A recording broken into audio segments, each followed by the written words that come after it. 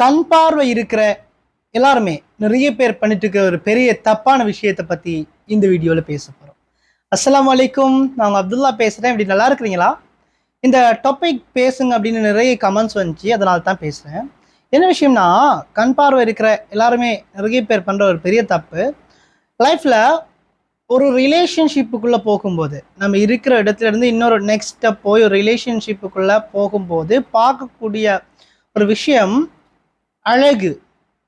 அழகானவங்களா இருக்கிறாங்களா, முகம் அழகா இருக்கா அப்படிங்கிற விஷயத்தை தேர்வு. இப்போ எனக்கு 2 கண் பார்வையும் தெரியாங்கிறதால முக அழகு பார்க்கக்கூடாது அப்படிங்கிற கருத்துக்கு நான் வரையில்லை. நான் சொல்ல வர விஷயம் என்னன்னா, உண்மையான அழகு எது, நிரந்தரமான அழகு எது அப்படின்னு ஒரு கேள்வியை கொண்டு வந்தோம்னா அதுக்கான விடங்க உள்ளம் தான் அழகு. ஏன் உள்ளம் அழகு அப்படின்னு சொல்றேன் தெரியுமா?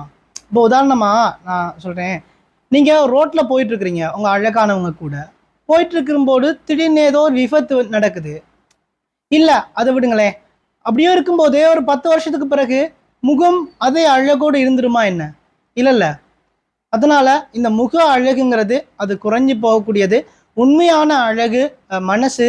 ஒரு ரிலேஷன்ஷிப்புக்குள்ள நுழையும் போது நீங்க பாருங்க, உள்ளம் அழகா இருக்கா, உங்களை ஏற்றுக்கொள்ளக்கூடியவங்களா இருக்கிறாங்களா, தக்குவா உடையவங்களா, இறைவனை பயந்து வாழக்கூடியவங்களா இருக்கிறாங்களா, அப்படியான விஷயத்த பாருங்க. அழகையும் பார்க்க வேணான்னு சொல்லல, அழக முக்கியமா பார்க்காதீங்க. நிறைய பேர் பண்ணிட்டு இருக்கிற தவறு, பாய்ஸும் கேர்ள்ஸும் எல்லாருமே அழகு அழகு அழகுன்னு பின்னால போயிட்டு இருக்கோம். அது வெறும் ஒரு காட்சி தாங்க. அதனால அதை விட்டுட்டு உண்மையான அழகு உள்ளம், அதை பாருங்க.